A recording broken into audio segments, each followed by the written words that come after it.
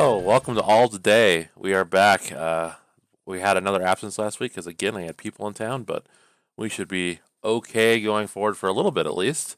So, how is everyone today? Setzer, how are you? Doing good, enjoying all the snow I'm getting, huh? Yes, for those not in the know, everywhere, our state is being pummeled by snow, and Setzer has 1 or 2 inches, while Cheston and I are basically snowed in. I personally can't even open my front door. I think I have a foot of snow. It it kind of yeah, it kind of reminds me of when I lived out in Illinois. I lived at this one apartment where the owners didn't ever treat their yard, so the yard would end up being, you know, several feet tall. At some point, taller than me, like 6 feet, 7 feet tall. Well, that's how your Or s- grass normally was. well, yeah, but it was like I have no idea what could be out there. Like, I'm thinking of what I know from video games. Anything could be in that grass. You know, could be like a Well, scyther or a something. bear. This snow is so like disorienting. I don't think. Yeah, I think not only am I snowed in, I don't think I'd want to go out there. I'm afraid of what I'd find. Could be snow moles digging around. I wonder if yeah. He threw his Cheston Jr. out there and said, "Survive. You got to make it a month before you can be an alchemist." The other day Or I found a whole package of saltines just on the sidewalk, and Oh, really? they were opened, but mostly full. So I hope someone picked that up before the snow came. Oh yeah. Well, I hope so. Saltines are pretty good. I hate for them Well, to the go to saltines waste. might melt the snow, I guess, maybe. So it just melt a hole right through it. I'll look if I had a drone, I could fly over and probably find a hole where the saltines are. Well, maybe one day you'll be Yeah, one of the drone owning elite. yeah. So anyway, Setzer, what have you been playing this week? more Fallout 76. Back at it. Um, yeah, we're reaching the end. What do you I've mean the end? There's an well, end? yes and no. This is another, looter shooter schluter game where it's designed to ostensibly be endless, right? Where you can just play forever, if such is your desire. Now, if you are the kind of person who desires to play Fallout 76 forever, I pity you. Um, what I mean by the end is I've beaten the story content, such as it is. There's not a whole lot left for me in this game because I'm not the kind of person who will. So in this game, you buy most things and you buy them randomly and you can only earn everything is controlled. You can only earn so much currency per day and you can only like sell off so much crap per day and you only have so much inventory space. And so it becomes this weird math game of how many days, how many weeks am I gonna work at getting this one in a million weapon I want?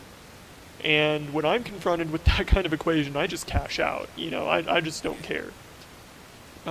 Like we're talking about, there are millions of possible weapon combinations, and generally they're like one or two good ones. So you're talking about like months of grinding, and it's still not guaranteed. It's all totally random. The story content, on the other hand, is extremely short. Oh There yeah. is not much. There is not much, and I played this game kind of the way I played New Vegas, where I like to wander around and see, what's out there, and just kind of do the story at my own pace. Got your big iron on your hip. Right. Yeah. Well, in this game, I played more like a space marine because you can get power armor, clonk around in that, and a big Gatling plasma. But I took my time with the story content, and a good chunk of it I played with some of my friends. And when it was over, I was like, wait, that's it? That's all? That's everything? There's not a whole lot of it. And what there is like almost brain dead stupid. I said previously I really liked walking through Appalachia and finding these locations and the little notes and holotapes where they tell little stories about the location and some of the environmental storytelling. And I still really like that stuff, but the main story with like the voiced NPCs and stuff is a mess. It's a messy, messy mess. I can't think of another game where there's like four distinct stories, main story quests going on, and you can play them out of order so they don't make any sense whatsoever, which is what happened to me, where I ended up playing like part of the vanilla story and then skipped into like unintentionally I stumbled on this location that like it's like the trolley problem. The track just switched, and all of a sudden I was doing the 2.0 story. And like, I did a little bit of that, and then I got like track switched back onto a different major story in the vanilla game, but that was after I had like superseded it in the sequel story, and then that started making allusions to stuff from like a prior patch that I hadn't done yet. That sounds like a mess. Like, yeah, it's just bizarre. It's just bizarre. Yeah, like why wouldn't they organize that a little bit better? Like if you've got a story to tell, why not make it so you can tell, like approach it in a comprehensible way? Presumably, they wanted to be like, oh, you can go anywhere, do anything, and that's admirable. I can see the value in that, but at least make it so that you can only do one main story quest at a time instead of being like bombarded. That's how I felt, was just like bombarded with 4 or 5 different main stories, and none of them really made sense to me. None of them, this being like an online game, none of them can even offer choices. None of them have any real like philosophical significance, in the way that New Vegas's main story is about these different ideologies. These guys are just like the 2 main factions in this game, right, are the settlers and the raiders. And the closest this game gets to any kind of like ideological commentary is when you help the 3rd faction, the Brotherhood of Steel, who came in a later patch. They have a quest where you have to like interact with the other 2 factions, and if you offer to help one of the settlers or raiders, the Brotherhood of Steel chews you out like, oh, we can't disrupt the balance between the settlers and the raiders. What are you talking about? The balance between these guys who live in log cabins versus, these bloodthirsty murderers, psycho drug addicts. You can't disrupt the balance. It's like a centrism straw man. It is in a lot of ways. It's just bizarre. But we're wrapping that up. I've got like a bunch of indie games I want to play, and probably going to replay Prey. Like what? What indie games are you looking at? Let me open the folder. Oh, ooh, folder. Let's see. We got Fumiko. We've got Heavy Bullets. We've got Penance, Quadrilateral Cowboy, Quench, Reki, Sky Rogue, Synestia, The Enigma Machine. I've heard of one of those. Yeah, this is all just obscure stuff I found on Itch. Yeah. Itch.io, look at you. Itch.io. Itch.io, one of those people. Whatever. Steam, Oomph. But yeah, so I'm gonna run through some of those. I got these in a bundle last year or something, and just never bothered to like. Oh yeah. Go through it. Yeah, one of those like, giant bundles. Yeah. It's like 60 pages of stuff, and I just never took the time to like weed out the crap, the wheat from the chaff, if you will. So I finally got around to doing that. I just want a palate cleanser after 76. Oh, I can't blame you. Sometimes those simple things will really help. You might need a few palate cleansers. Sounds like. I was confused listening to all of that. Wow. Yeah. Well, you'll have to let us know about these indie games. Maybe you'll find a hidden gem that we should all try. Mm-hmm. Yeah, we'll see. Some of these I'm pretty excited for. So next week, maybe I'll have something more interesting than complaints about Fallout 76. Hey, I mean, if you find a good indie game, I will conceivably try it out because it takes like, you can find out if you like it in like 20 minutes. Like, you know what I mean? Mm-hmm. But Mm-hmm. I'm never gonna play Fallout 76. I'm So, sure whoever's listening to this at this point has missed the complaining about Destiny, so they're welcoming the chance for you to complain about a different service game. Mm-hmm. oh yes, we Mm-hmm. need a recurring bitching. They were just segment. desperately waiting for me to get into Ultimate Team, but alas, Setzer again there, comes in clutch. there was a story about Destiny this week that I omitted from the docket. Oh, what? did they make it? Did they make it good, or is it bad again? Where are we at? Good, Uh, bad? We're still in the bad. All right. So Destiny is always in the promising to be good stage. Yeah. Um, I feel like we're which due is neither for. good nor bad. I feel like we're due for a Destiny is good month. Okay, so I'm about to ask a dumb question, so Mhm. please entertain me. Is Mhm. there a Destiny 2? Am I crazy? Yes. Okay. Yeah. So What? they launched Eh. Destiny 1, and it had 2 expansion packs. And then they did Destiny 2 in 2017, and I now forgot. it gets all the expansion packs. Okay. I legitimately forgot there was a Destiny 2. Okay. Well, Yeah. yeah, it was. I feel like at the time that was kind of a controversial decision because I think the first one was pitched as a Decade long. decade-long platform, Yeah, they and then they're like, pushed you know what, this trend. platform sucks. Well, what they did was, the Destiny franchise is a 10-year journey. And so everybody assumed, oh, it'll be like World of Warcraft, where, 10 years, same game. And then 2 years later, they launched Destiny 2, and they were like, well, we said the franchise was a journey, not the game. It's almost been 10 years.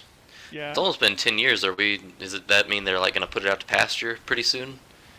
This game makes money hand over fist, so there's no way they're letting it Ugh, go. Gross. They just announced a couple weeks ago that next year is the start of the first chapter of Destiny's story. Oh, yeah, I remember 7 that. years in, so Hey, wait a minute. You know what? This wasn't an invitation for you to sneak Destiny into this. hey, you That wasn't. started it. I know, but it wasn't. I think you had this planned all along. It was a backdoor Destiny discussion. Playing 4D chess. Justice Kotaku. I won't even put it in the news docket. I'll just sneak it in myself. So, Cheston, what have you been playing? I've played a few things. I'm going to start with what I think is the most important thing to talk about, which is Galga. Balan Wonderworld. Oh, yeah? Wow, you played that. I'm surprised you didn't mention it. Well, I played it an hour ago.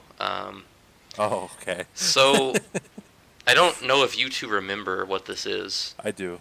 Okay, Yeah, this is... It's like a Mario game, right? Off-brand. Well, it's more like Yuji Naka was given a budget to make the Billy Hatcher game that nobody wanted. And Yeah, so that's he pretty much did. like Mario, as far as I care. Okay. Yeah, they're all the right. same. Well, I'll work on this, whittling this shiv in the background while I talk about Balan Wonderworld. Anyways, I heard that this game is awful. I heard it was terrible. I heard that it was like comically bad. And I kind of, my first look at it, I said, this looks bad. I saw the movement, I saw the way the character moved, and it reminded me of Billy Hatcher. So I immediately discarded the game out of thought and mind. But then when I heard it was so bad, and there was a demo out, I thought, okay, this is a platformer game, this is my genre, this is Yuji Naka, this is my hack, like I better get in and see how bad this really is. It's pretty bad. This is a bad game. Yes. The trailers made it look like. Oh not my bad. god. Okay, so here's the thing. Derek, if you're making a platformer, what is the very first thing you need to perfect? Marketable mascot. Well, okay, what is the second thing you need to perfect? It needs to control well. Okay, the movement should be, let's say, fun, Yes. right? Yeah. Okay, so let's take Mario 64. Mario 64, first 3D platformer of its kind. You push on that analog stick, and Mario gets to stepping. He gets moving. He moves. There's hustle to his bustle, and The PlayStation moves. and if you just barely tilt it, he just kind of like walks forward a little bit. But when you press it forward, he goes, and you do things, and Yeah. it feels right. And you jump, and it feels right, and you do that dive, and you know what? I can't think of any synonyms. That also feels right. So then, I turn on this game, and it has this intro cutscene, which immediately makes me think it's going to be terrible because what it makes me think of is the Nights into Dreams sequel on the Wii. Oh, yeah. Because you have these horrible-looking human characters. You have this freaking weirdo of a main mascot who's just kind of strange-looking. But I guess at least he looks exciting. The humans just look stupid. And in traditional Yuji Naka fashion, their hair makes them look like they could be a Sonic character if they were animals. So Yuji Naka needs to stop designing humans. They always look terrible. well, we'll get to Yuji Naka. But anyways, get through this cutscene. Oh, all right, let's see what happens. You're kind of dropped into this little hub world. And so I press my joystick forward, and the character does the most horrible, sluggish... It's a freaking power walk. Like, they don't pick their feet up off the ground. They just kind of scuttle. And it's like... And you're jamming that thing forward, and the pace is just agonizingly slow. And my mouth was literally open. Like, I was like, oh, this is this kind of game. Like, it's this bad. And then I pressed the jump button, and, your jump should match your character's movement. Mario gets going, and when he jumps, the jump feels right because of the physics of his movement. Well, this jump is like a huge vertical jump. It feels I hate to use the word floaty, but I can't think of another way to describe it because it doesn't match with the way the character moves, and it doesn't feel good. The amount of control you have in the air just feels lackluster. And then, oh man, it gets worse because I'm not even in a level yet. So then I go into a level, and I'm like, okay, what is this? What obstacles am I going to power walk and float through? And so the mechanic of the game is that you get different suits. Oh. And, well, yeah, you would think. Yeah, you get different suits, and like each suit has different abilities. So the first suit you get is a wolf suit, which allows you to jump and spin in a tornado like, I don't know, like a really bad Crash Bandicoot ripoff. And it doesn't feel good at all. Use it to break through some very boulders and solve some very simple combat puzzles. Or not combat puzzles, anyways. There's not much combat. It's mostly just moving around and doing these little tiny environmental puzzles. Then you get this rabbit suit, which has like the Yoshi jump, but the Yoshi jump if you are playing it on like a really badly optimized Game Boy Advance emulator, playing the Yoshi's Island port. Like it doesn't move enough, and it just feels kind of slow. And all the suits kind of follow this. You get like a dragon suit that shoots fireballs, and of course I was fighting a boss, and the fireballs only worked if I was right next to the boss. If I shot from a distance, the fireballs just hit him and did nothing, which I thought was interesting. I thought it was an interesting artistic choice. I think the thing that disorients me the most is that this game is like a bad nightmare because, like, every once in a while you'll do something and the game clearly thinks what you did is pretty cool. Like, I moved and stepped on this switch, which I didn't think was much, but, Yuji Naka, I guess, has never seen this before, so to him this is like a great occasion. And so then all of these animal creatures whose suits you tend to borrow appear out of nowhere, and they start they're doing like a dance. They're like, it's like they're pumping both fists at the same time, and they just do it over and over, and there's not like cool music that comes in, and these characters don't look good, so it's just like you're being bombarded by these stupid dancing animal mascots. And man, this game's a trip. You need to play the demo. You're speaking my language with this. It seems like my kind of trash. This is bad. Yuji Naka has stepped into the rarefied space of Kinji Inafune. I like to experience these bad games just to kind of, I don't know, feel pain. I don't know. But play this demo. Yeah, it reminds me of like how I wanted to play Mighty Number 9 really bad because of all the bad things I heard about it. This seems like something I need to experience. Yeah, no, you should experience it. And I don't know if the demo's on PC, but Setzer, I know you hate platformers, so you should extra experience it. Like, this is... Oh, God, it's just, like... I think the demo has 6 stages, and I finished the second one, and that was good enough for me. that was enough for me to say no more. I was... Like, I don't care how funny this gets. This is actually painful. And, you know, and I was thinking, here's a way maybe this will get you, Setzer. Mm-hmm. So the movement doesn't move like a platformer should. You know how in Diablo 2 the way that you move consistently is you click your mouse down and you kind of like guide your character around, Yeah. and it's not like perfect, but it gets the job done for a action RPG. Mm-hmm. So it's like that. It's that kind of imprecise, or maybe not imprecise, but it doesn't feel like you're controlling the character. It feels like you are maybe leading them forward, and they're kind of sloppily following along in a way that isn't necessarily satisfying. Well, especially for a platformer. Right. Yeah. It's bad. I don't know I don't know how he keeps getting work, because I don't think Yuji Naka's really been behind a good game in a very long time. I can't remember the last time I played one of his games and thought it was any... I mean, I think he did make that Nights in a Dream sequel. Right? Well, yeah, and I that think game is so. terrible. Well, I think it revealed an uncomfortable truth about Knights in general.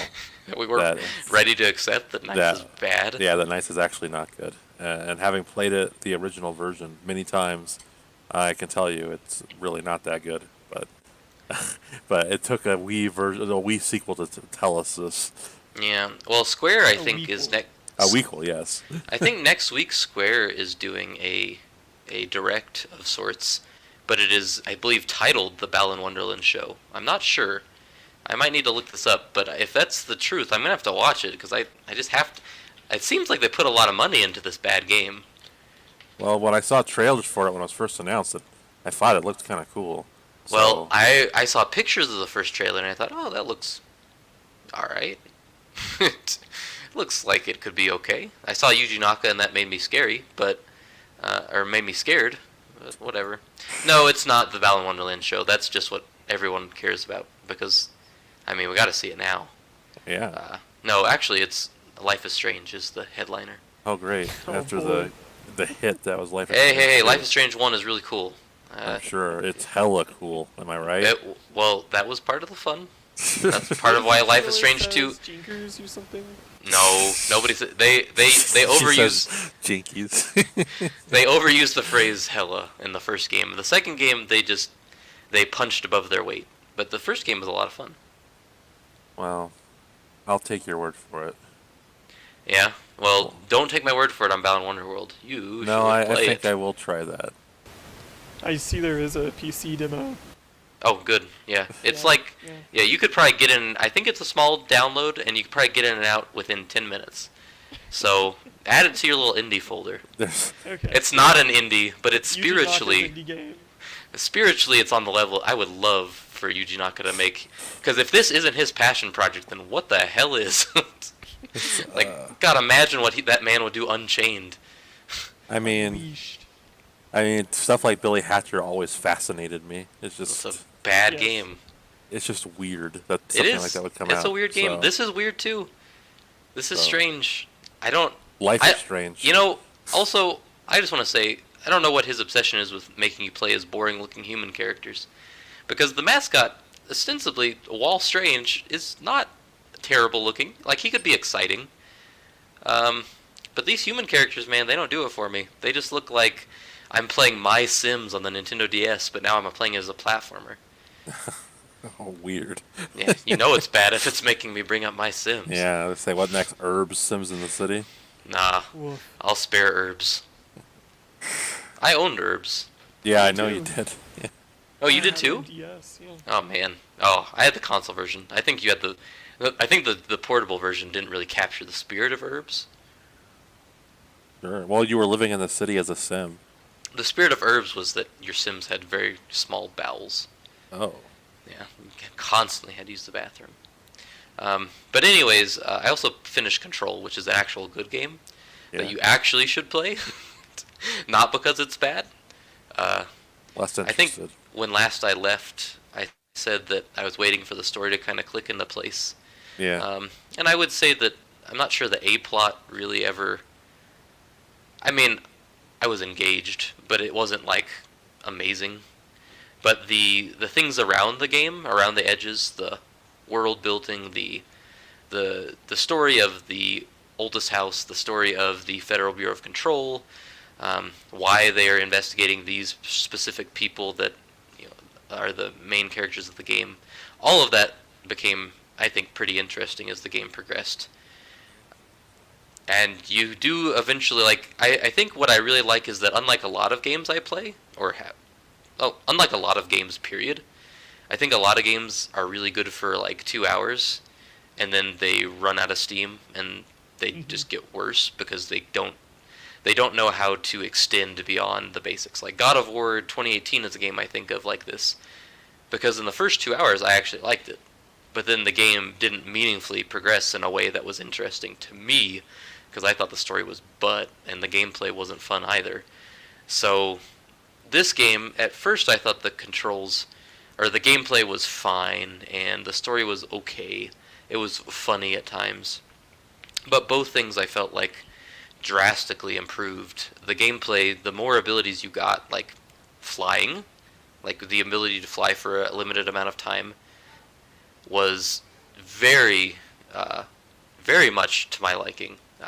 It made those battles feel very dynamic to just start floating around and flinging stuff all over the place.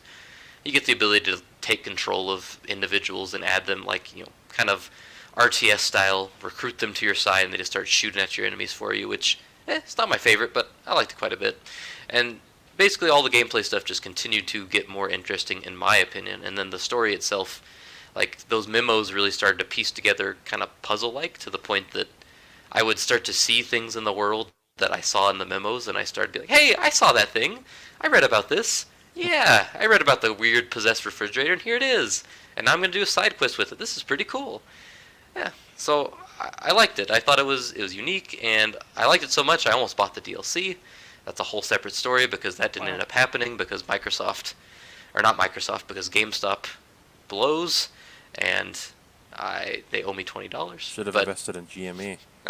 Yeah, I should have, apparently. Yeah, I'm really annoyed about that whole situation. But long story short, didn't get the DLC, but I'm going to play the other games. I'm going to play Alan Wake. I'm going to play Quantum Break, because this game sets up a weird Marvel-esque shared universe, and Right. it's a weird universe, so I'm interested to see all the stupid things that they try and do with that idea. So I'm gonna go back and try some of those, and I'll be looking for more from Remedy in the future, because Control was quite a delightful little thing. Well, I will say that flying in games always makes it better, usually. Yeah, As far as always, like, usually. well, as far as like character platform, like third-person style games. Oh yeah, yeah. It makes it for this game. It makes your character feel like, to me, the game's abilities remind me of like an X-Men type of thing. Like, she's a freaking weirdo, and she has these strange abilities, but at first you're just like flinging things. But then once you get the ability to fly, it starts to come together, and like, yeah, man, I don't know, which X-Men has that ability to fly and Storm? Sure. Jean Yeah, I'm like Grey. Storm. Yeah, I'm like Jean Grey. I'm like one of those things. Yeah. And that felt pretty good for me, and I liked that it took several hours to get to there, because then that meant that there was more to the game than just the first 2 hours, as I said. So, yeah, I recommend Control. It's like 10 hours, which is That's nice. remarkably short for a game these days. It's a nice little break. You're And the I know that second it's... person to recommend that game to me. I would think you would be entertained by it. I don't know how you would react to a lot of the side stuff, like the memos and the FMV scenes. Like, I think they're pretty fun. They're quirky, they're weird. I'm not the kind of person who gets really into that kind of stuff, but I did. I watched everything I found, and I read every memo I found. So I thought it was... What I would say that I liked about it is that the story itself, like, it doesn't inundate you with story via cutscenes. The story is kind of up to you if you want to engage with it too much. So I guess that's nice. That's what's nice about the memos and the videos, is that if you don't want to watch that stuff or read that stuff, you don't have to. And you'll just have a kind of fun action game. But if you really get into that stuff, you have a pretty interesting world to spend some time in. Also, this game is like stupid cheap everywhere. I mean, you got it for free on PlayStation. You can get it for free on Game Pass, and I'm sure that the Ultimate Edition on PC is on sale often, because that game, I think, didn't do very well. So this one you should be able to get relatively cheaply. Oh, good to know. $29.99 on Steam. Yeah, I don't know. yeah. I mean, that Ultimate Edition comes with the DLC, which I couldn't get. So, well, sounds pretty cool. Anyways, Derek, what'd you play? All right, so I've pretty much spent the entirety of the 2 weeks since we last spoke playing Bravely Default 2. I actually finished it yesterday. What'd you think? I loved it. I think it's a great game. Really? All right, let me ask you: Brave or Default? You use both to get victory. You're not gonna main in one of them. You're not You gonna default. spec. You default you build your brave, and then you brave when you want to punish your enemies. So should I brave on playing this game? Yes. Well, but Okay. I don't know. Like, I feel like you're new to JRPGs. Like, you've not been in it for the long haul, and this feels like a combination of Super Nintendo slash late NES Final Fantasy and PS1. So it's like heavy on gameplay, and it's got a story too. So it's pretty hardcore. It's not for everyone, I would say. It's not a game I would think would be for everyone. I would not recommend that to most people. Well, for starters, like graphically, it's going to turn off a lot of people that like demand every game looks super realistic. It looks kind of like I like the art style. it looks kind of like a souped up 3DS game.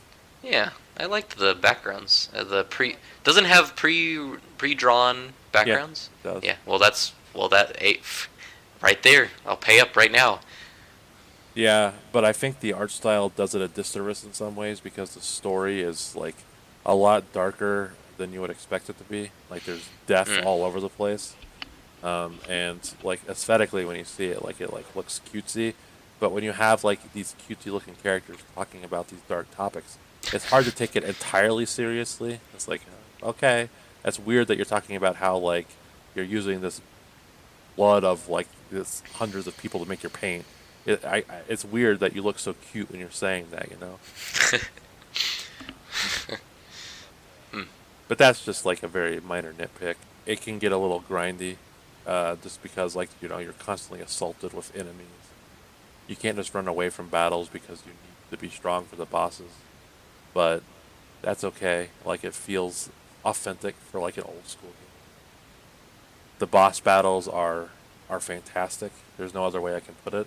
It involves like using strategy. You have to actually think about what you're doing beforehand. You have to set up your jobs, and you can have two jobs at a time, and you have to think of like the best approach. Otherwise, you will die. It's not like the bosses are not just there to give you something different to do. You actually have to think about your fights. It's really well done. Like if you like JRPGs, I think this is the way to go. I always got the impression that people didn't like Bravely Second as much.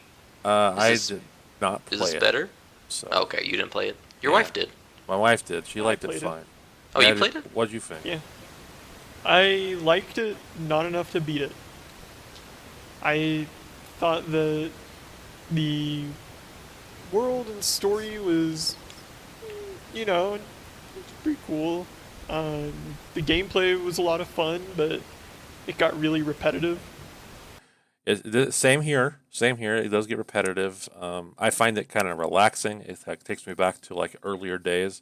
But but like my wife can only play for like 2 hours at a time before I was like, all right, I've had my fill. I've had enough JRPG in for today. So it can certainly wear on you, and I would recommend approaching it in shifts so you don't tire yourself out. But for me, it was relaxing. It reminded me of like being a kid playing Final Fantasy 3/6 for the first time. Yeah, it reminded you of like having me in the background going, Derek, I want to play something Yeah, else. like no, Stop exactly. playing Final Fantasy 7. God dang. Yes. Those Yes. vacations where you'd bring Final Fantasy 10 and you'd finish it for the 8th time. Yeah. Well, sometimes you might miss like the hot Waka dialogue, so you gotta replay it over and over. But I would say that whenever you get a Switch Pro, assumingly later this year, Setzer, you would enjoy this. It removes the worst Bravely feature, which is the looping worlds whenever you beat the game. Um, Yeah. for for those that don't know, Bravely Default, and I hear even Bravely Second does this, which is insane. Is that where the end, like, to get to the end, you have to do a bunch of stuff over and over? You have to literally like beat the game over and over again. You get to the end of the game and the Bravely Default 1, and you beat the final boss, and then all of a sudden you find yourself back at the beginning of the game, and your fairy companion's like, "What the fuck happened?" And you have to do this. You have to beat Square ran out of development money. We gotta stretch this. what it felt like to me, and you have to do this like I think 4 or 5 times to fight the true final boss. That Now, sucks. granted, you can do it pretty quickly, but it's still it's like so obnoxious. Like it's an immediate turnoff. I love the Square playbook. Yeah, their playbook when they run out of money is either 1, rocking chair, 2, looping worlds. That's great.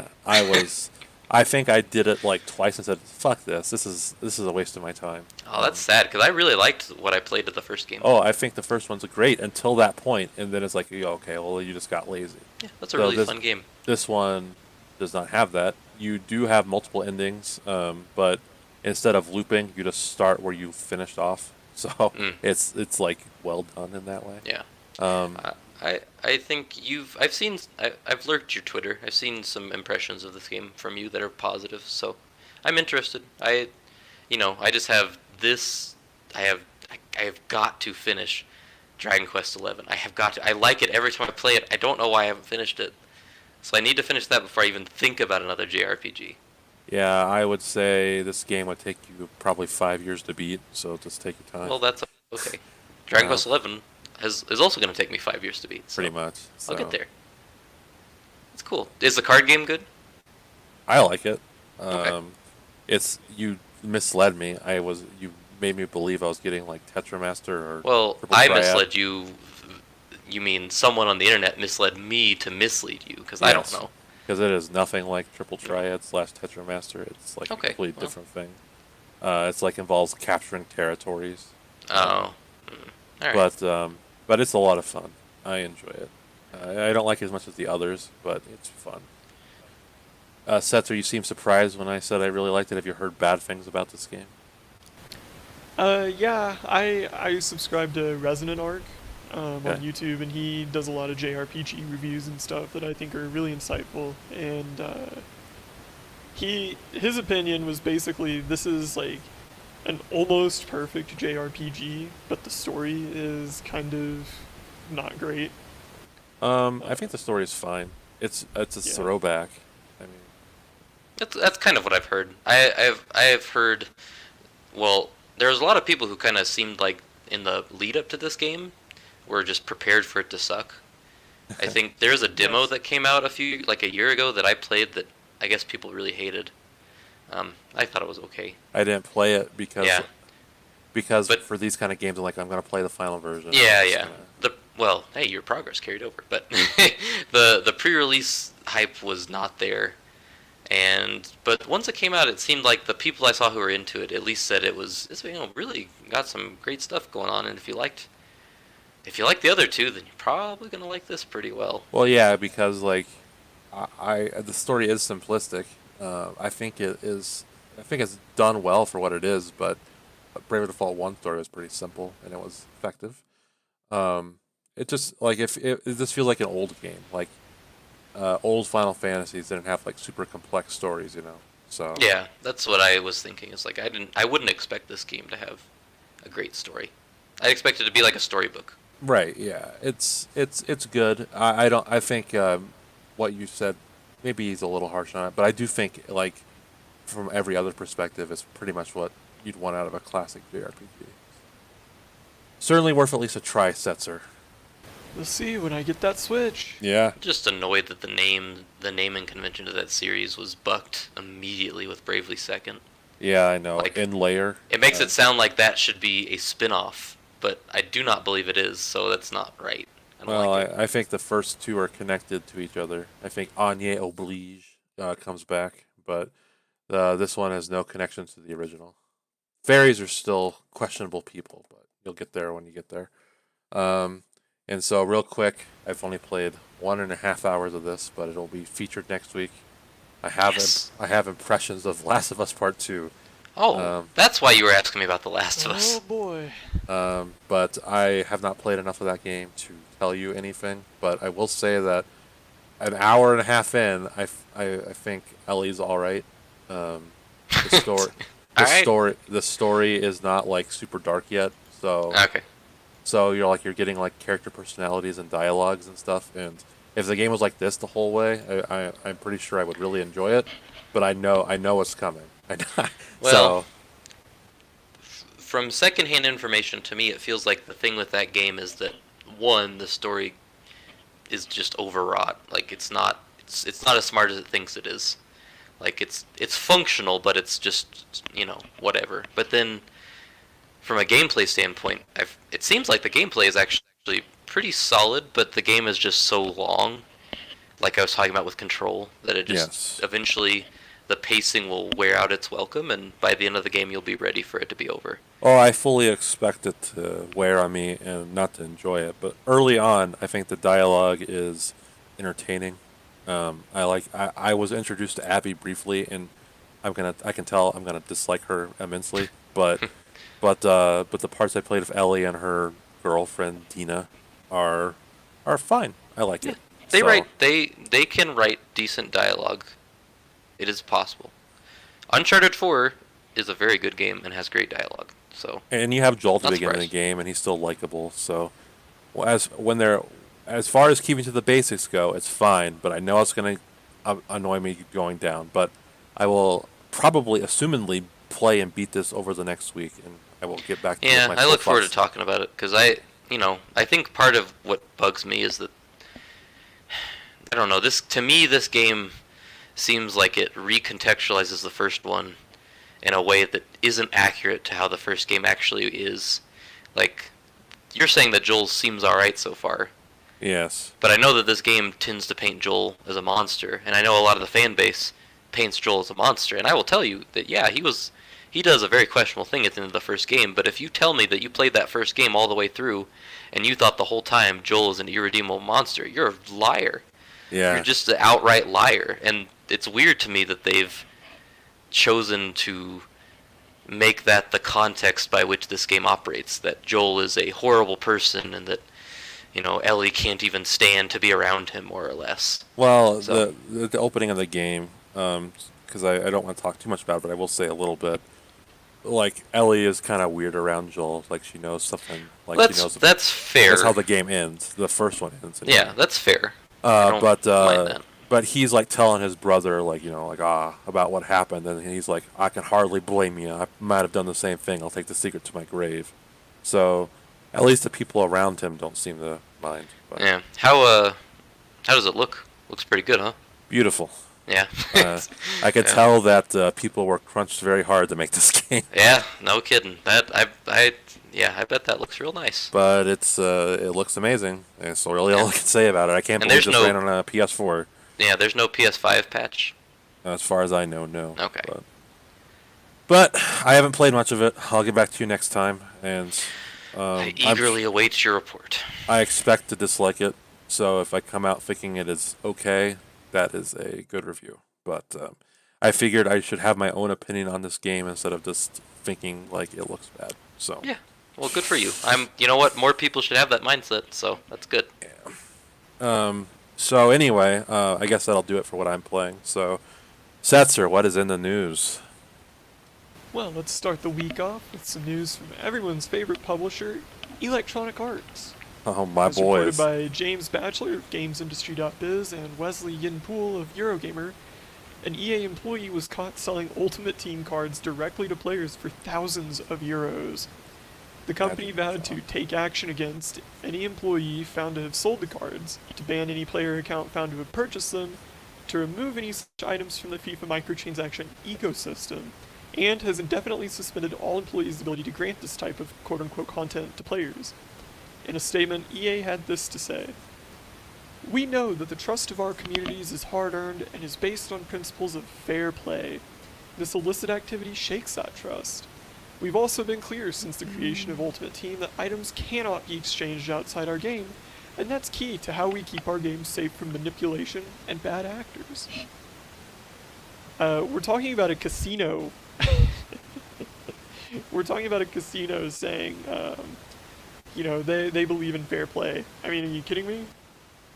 It made me think, like, I don't know much about, like, the trading card scene, but, like, I would imagine if you're someone who works at Wizards of the Coast on Magic the Gathering, you are not given carte blanche to print, a rare card or whatever, or distribute a rare card at your will, right? Like, So you don't think sense. some high well-dressed executive was selling like holographic Charizards in 1999 all over the place? Well, I think it's possible, but I think as a company, you'd probably want to have a policy to stop that, because obviously that's going to come out eventually and blow up in your face. Yes. I don't trust EA at all. So I am skeptical whether they had no idea this was going on. I think it was something like, just keep it on the down low, don't get caught. So I don't know. I preferred this story when it was just a text Derek sent me that was an incomprehensible video of a man like flipping around his Ultimate Team screen and like clicking on different parts and going, look at this, Oi, look at this, bro. And it was like a foreign language, and it wasn't a foreign language, it was English, but Yeah. but it felt like a foreign language because I had no idea what he was talking about. This is extremely scummy behavior. It and is. the sort of shit that I fear about gacha, like, confirmed for me. Yeah. Like, Yeah. It'd be nice if they could like regulate this kind of stuff out of these games, because it's at one point sports games were kind of fun. well, we're going down And that they path. just became these casinos. There's a reason why Epic jumped out of the loot box game, because it's Yeah. going to be illegal soon. And Yeah. this Well, Ultimate it should Team be. crap is going to go away with it. So Yeah. No more blind boxes. good. You Yeah, should know go what away. you're buying. That's right. If you're paying actual money, if you're not paying money, whatever. But if you are paying money, you should know. I mean, anyone that says it's not addictive, anyone that's willing to pay like $1,700 or whatever insane prices for like one footballer, is crazy. Anybody who's saying that's just dishonest, because They're degenerate. anything can be addictive. I mean, Yeah. because addiction exactly. is behavioral, right? So Yep. if you get reinforced for this behavior, it is an addiction. It doesn't Well, need to have a chemical addiction to it. Well, it's preying on you. If you're willing to Right. pay like that much for something that ostensibly has no real world value, you're just beating a bunch of like 12-year-olds online, you've got a problem. I'm sorry. I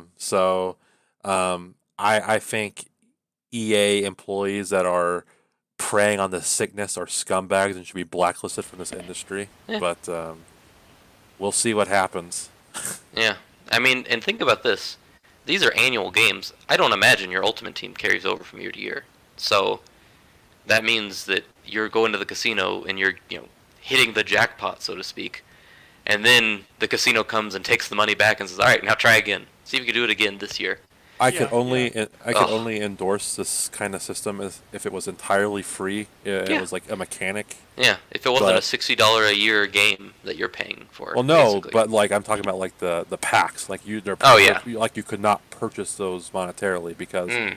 to No, me- even then, I don't like it. well, I know, but at least I could excuse it. Yeah, Where- I don't like it. I wouldn't like it as a player, but I But would I be wouldn't like be whatever like, if it but was I wouldn't, not. yeah, I wouldn't be like this shouldn't financial. exist. Like, you know what I Yeah. mean?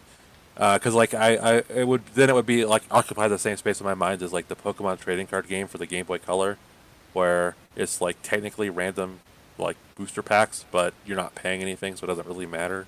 Yeah.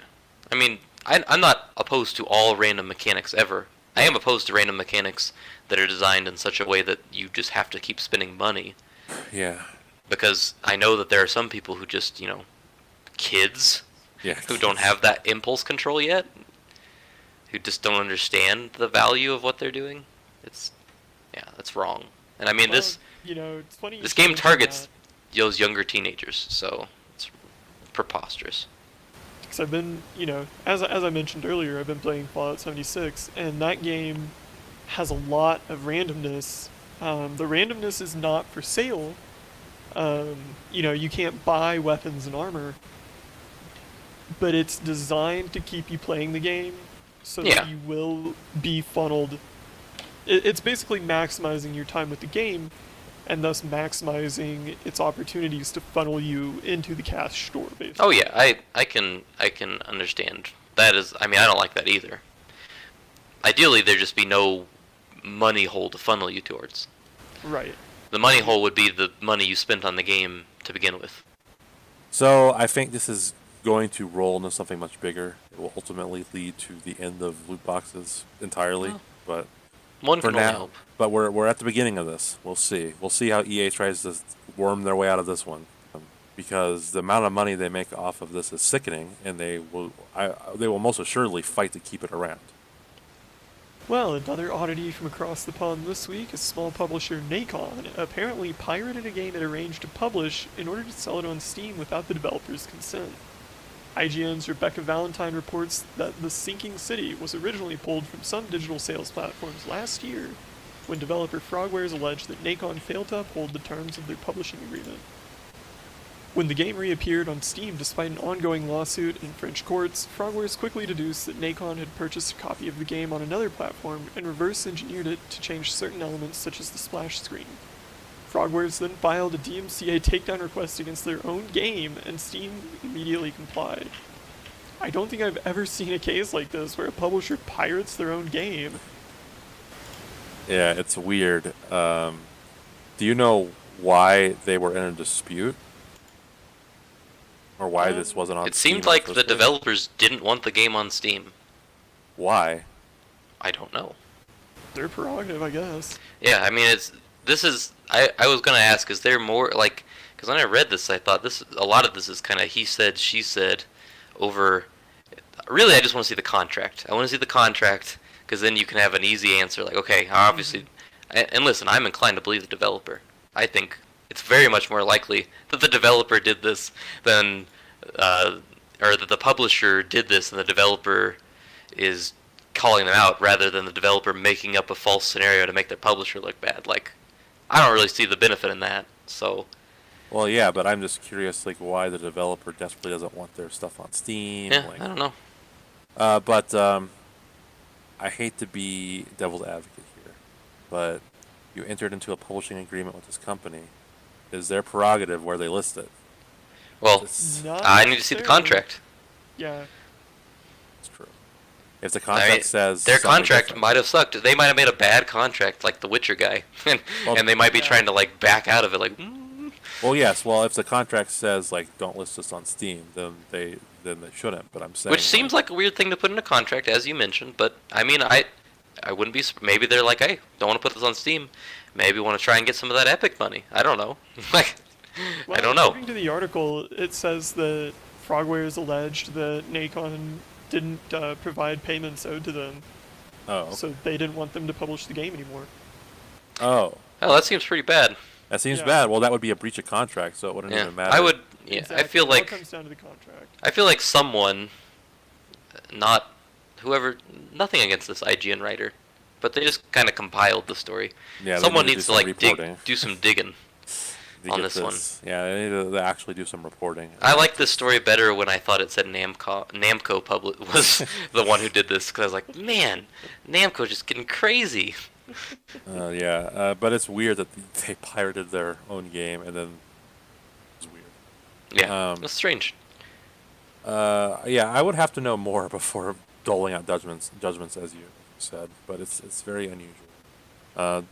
When I was reading it, I was like, is this one of those like pretentious indie developers that like, oh, only itch.io, that's it.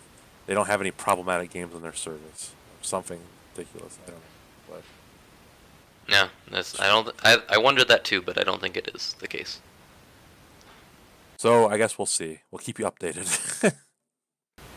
Well, taking a look across the other pond, YouTube channel People Make Games uploaded a fascinating examination of how major studios like CD Projekt Red and Activision Blizzard outsource the crunch required to complete their games, especially to small studios in South Asia. The employees of these studios are forced to deal with the same working conditions that would result in bad press for the contracting developer or publisher. I have to ask, what'll they outsource next? Well, do you remember when Deus Ex Human Revolution came out and they outsourced the boss fights? Yeah. And then they removed them in the remaster? Yes. So, there's that. You could do that. On one hand, AAA game development is so big that they're just, I guess they have to in order to meet certain things.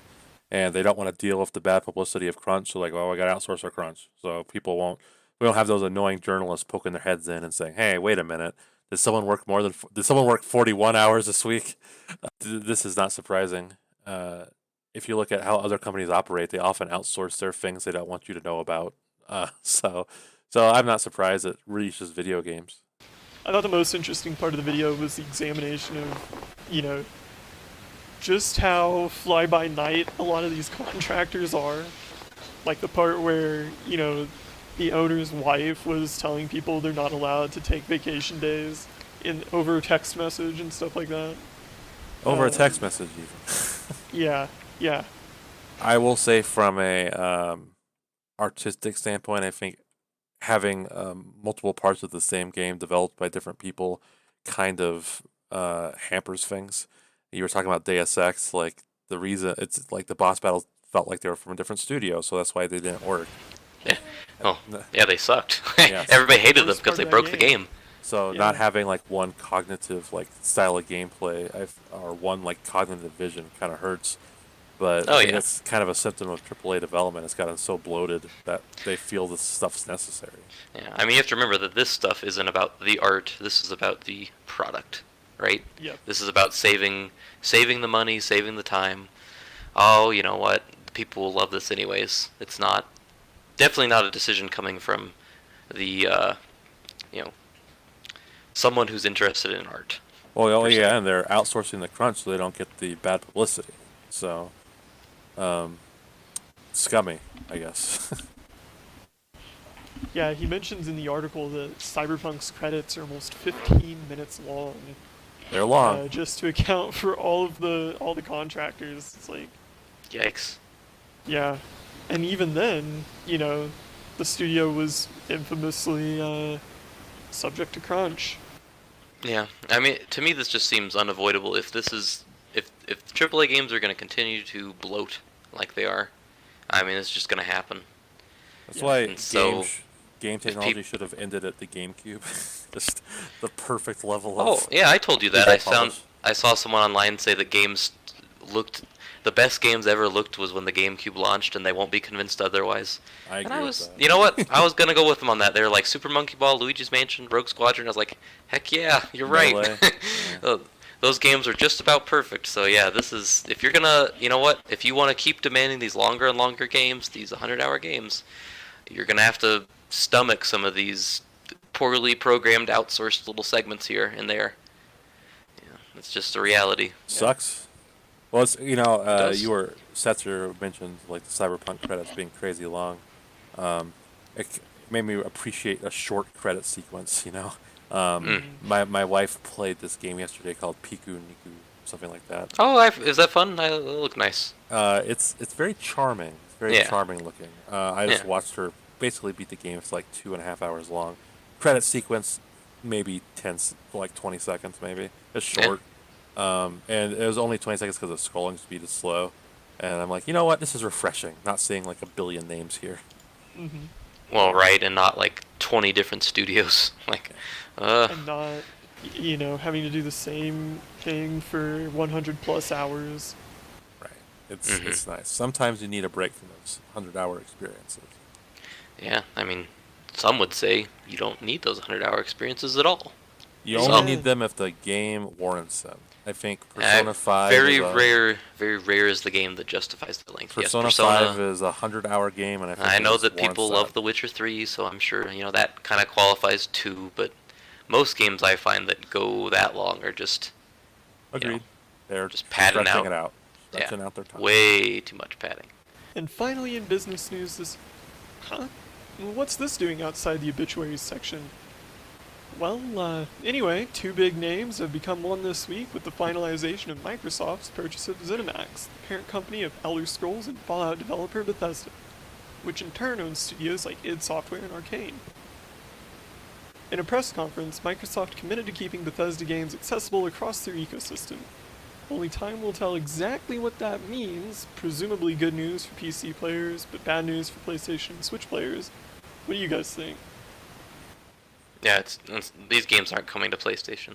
T minus like a year. Like Deathloop's the last thing you're getting out of. Starfield will not be on PlayStation.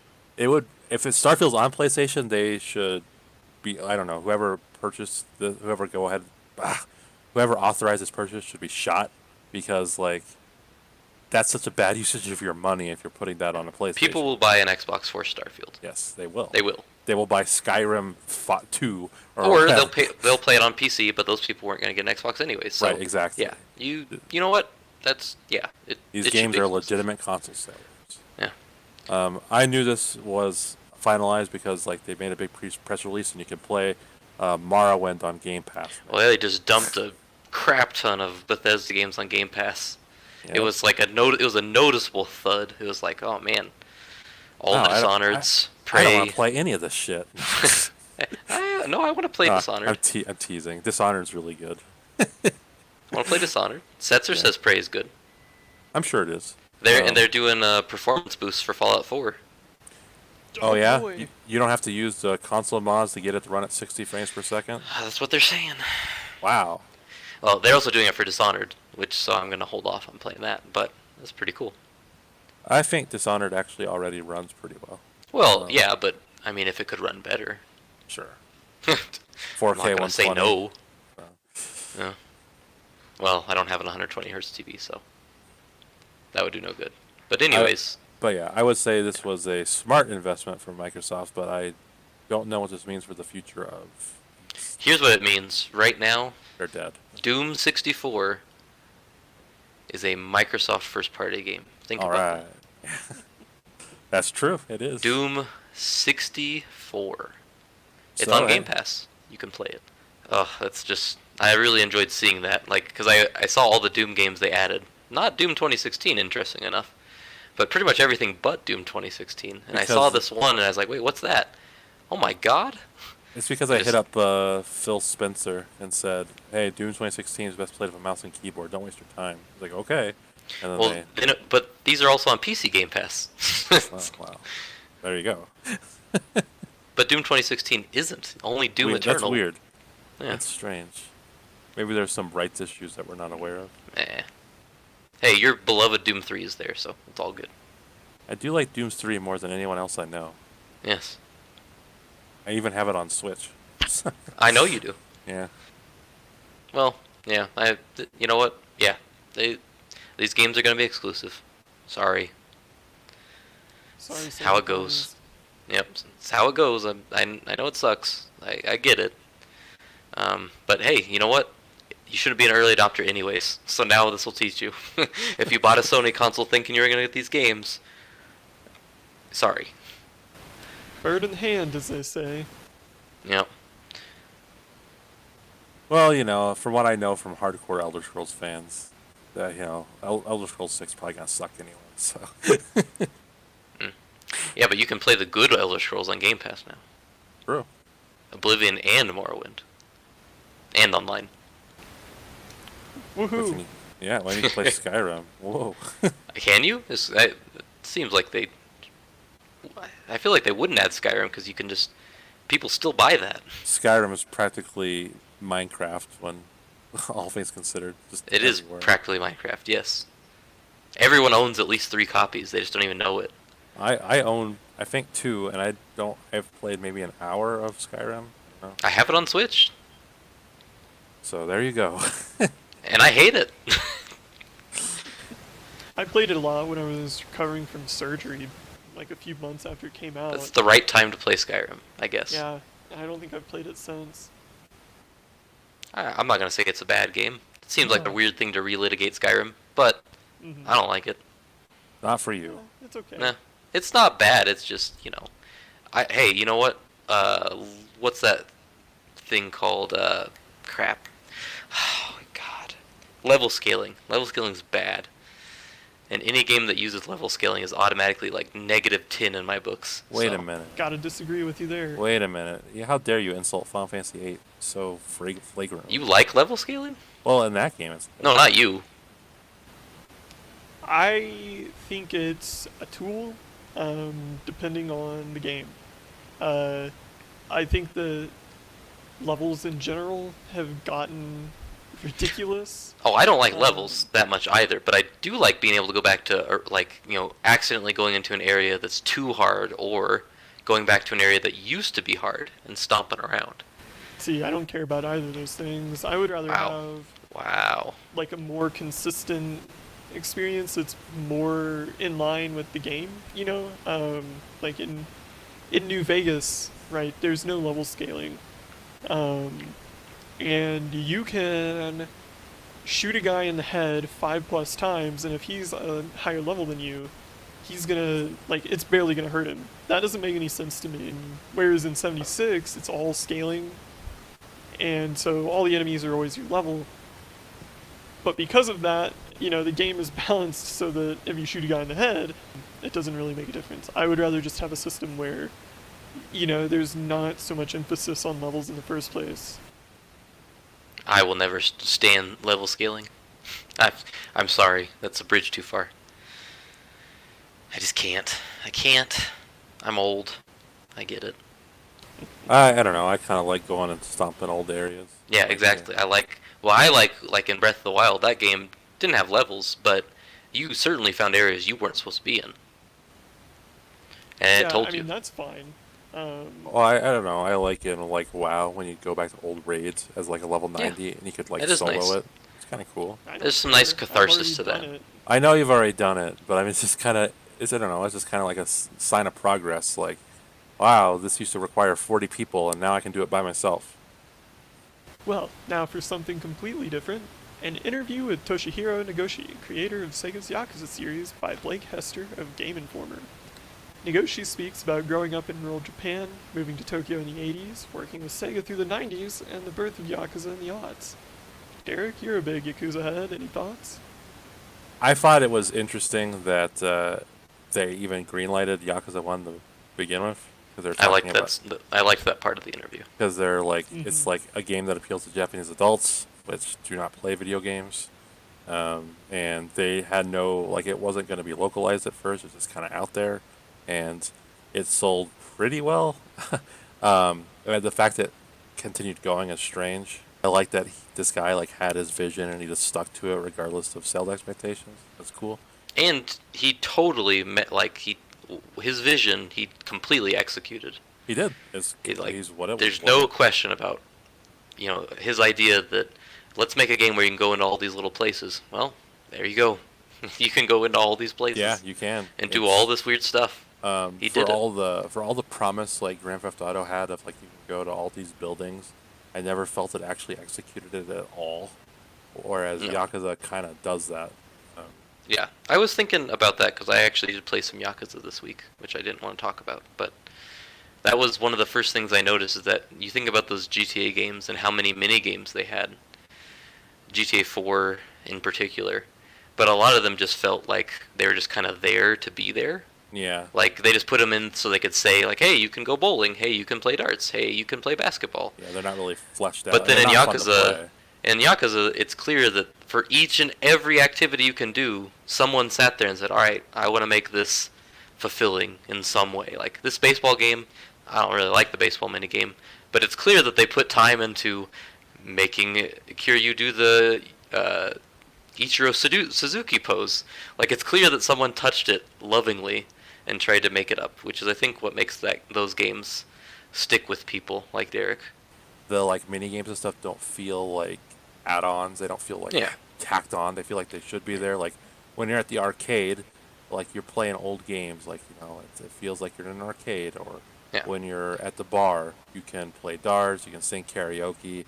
all well thought out mini games. It feels like you were playing. You were in a place rather than playing a game trying to simulate a place. Yes. If you're an insane person, you can actually just not even play the game. You can just do all the Yes, side stuff. it's true. Like you can spend hundreds of hours playing mahjong, for instance. Like they have parlors and like smoke-filled areas where you can just play mahjong to your heart's content. It's there.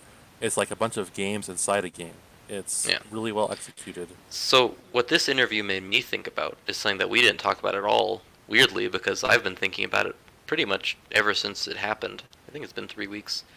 Because Sony is, kind of running down their Japanese studio. So this was the studio that did Shadow of the Colossus, Ico, Parappa the Rapper.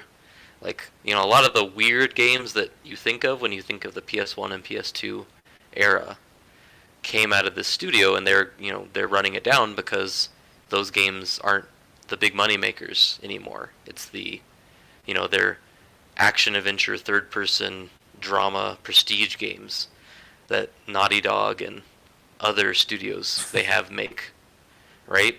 Yeah, Sony. And Santa so when I Monica. saw this story, and you saw the idea of how Yakuza came to be, it was just like they didn't want to make it, and then it snuck into a reel, and the president said, "Oh, this is kind of neat. Let's make it." And it wasn't made in a way where it's like, "Oh, we're just gonna make this because it's gonna make so much money."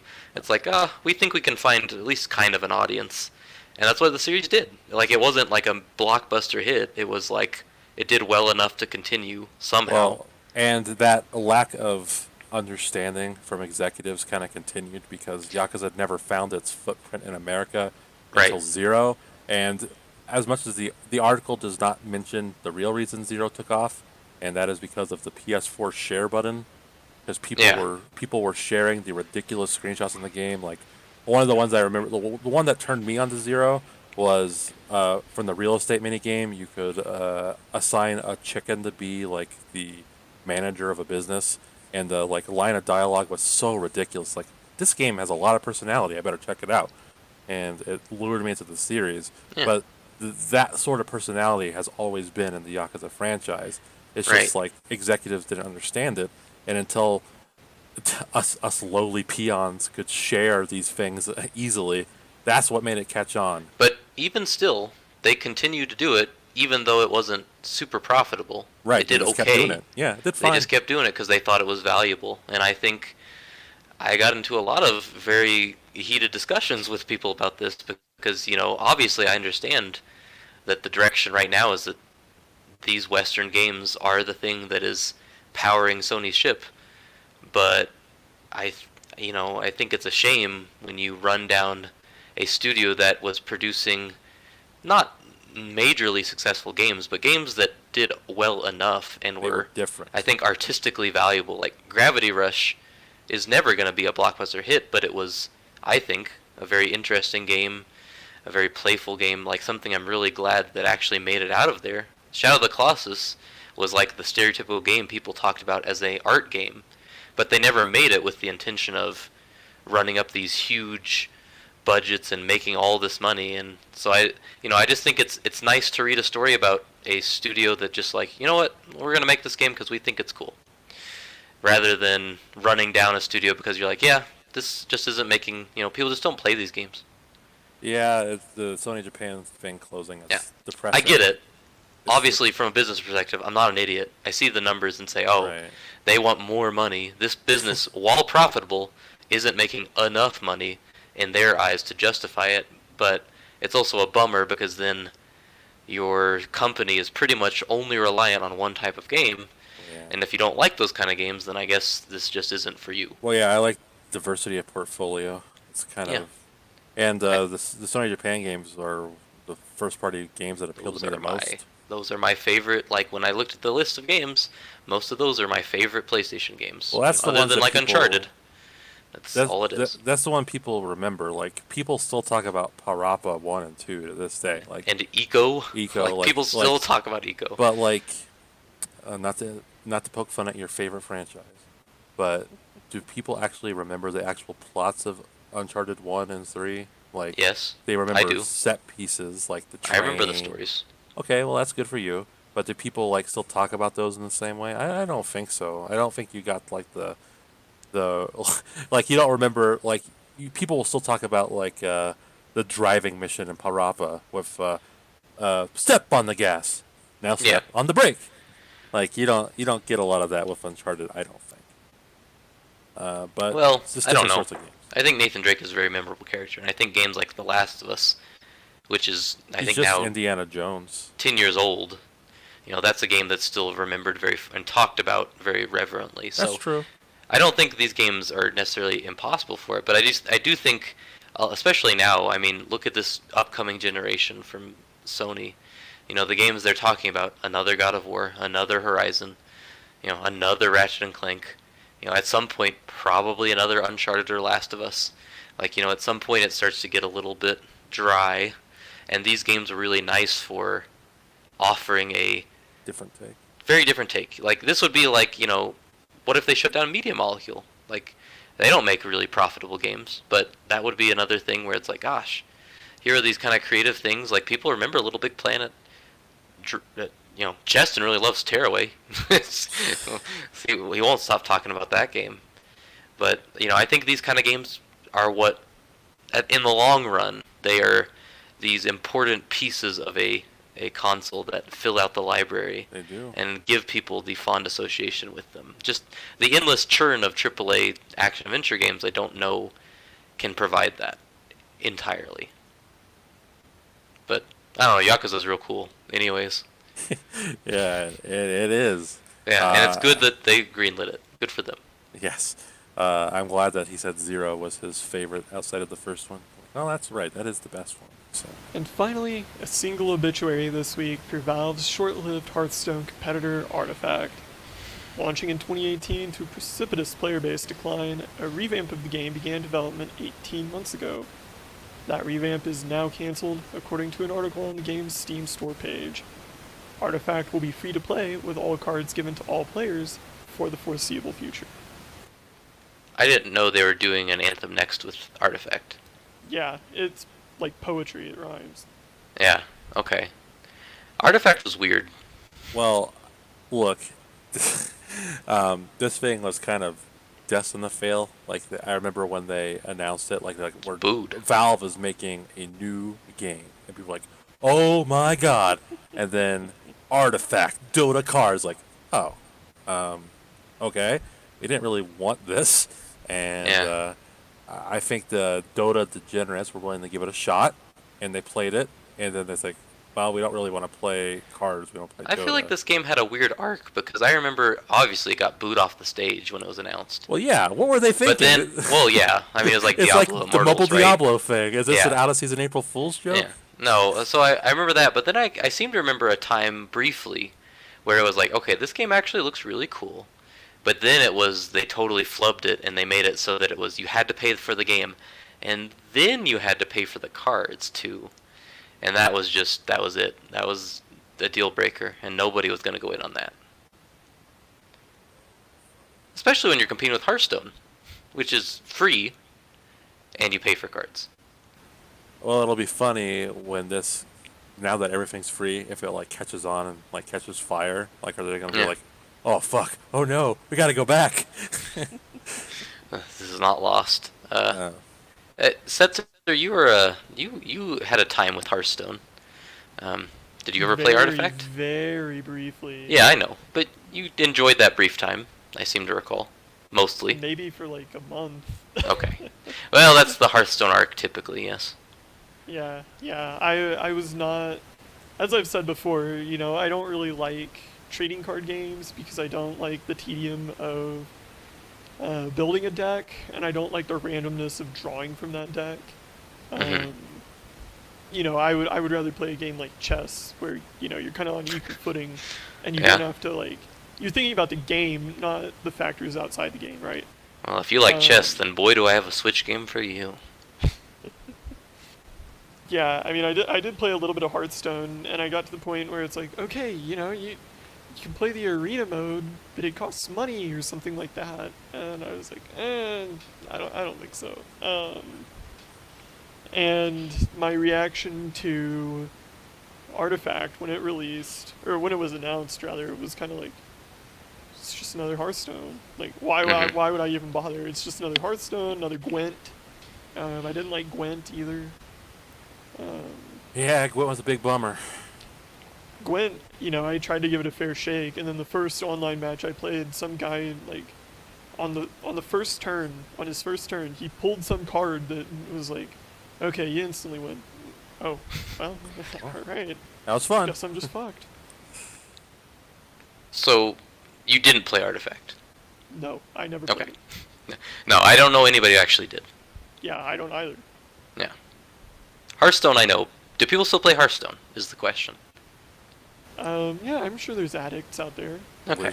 I mean, I don't hear a lot about it like I used to, I think everybody had their time with Hearthstone. I had a month, I think.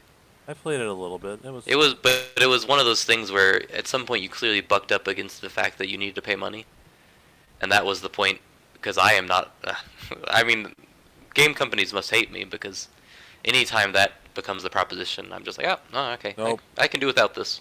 Will There are never. other games I can play that I'll get enjoyment from, and I won't have to pay to get their features.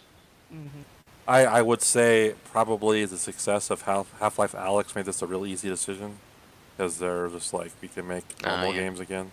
Yeah, So, we'll see. But I mean, that's another like no-brainer. Like you're telling me a Half-Life game sold well, like no fucking shit, dude. So, so I don't know. This was a strange project, and its failure is not a surprise. Yeah, no, I agree. You're right. It was destined for failure.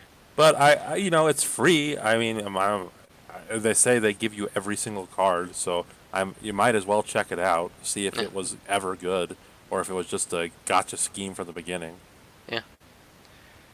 I could see there being a community that forms around it now, but For I sure. mean, to what end? Because then you can't get any money from it. So. Well, I mean, who cares Yeah. if you have fun? You have fun. Like, No, I mean, obviously the players. I don't care about the business. Screw them. But I'm just saying, from the business perspective, they'd be like, "Yeah, I guess what's the point now? They like, can just how can play I it for monetize free." on this? Yeah. Yeah, Well, I guess they could make new cards, but why would you pay for them? So, yeah, R.I.P. yes. Yeah. R.I.P. Honestly, I thought it was already dead. Yeah, me too. I forgot that it was alive, even. So I hadn't heard this name. Like, we've gone through so many phases since Artifact, like Auto Chess came and went. So that'll do it for us this week. You can reach us on Twitter at alltodaypod or on email alltodaypodcast@gmail.com. This is Derek, I'm Setzer. And Cheston. and we will see you next time. Goodbye. See you later. Adios.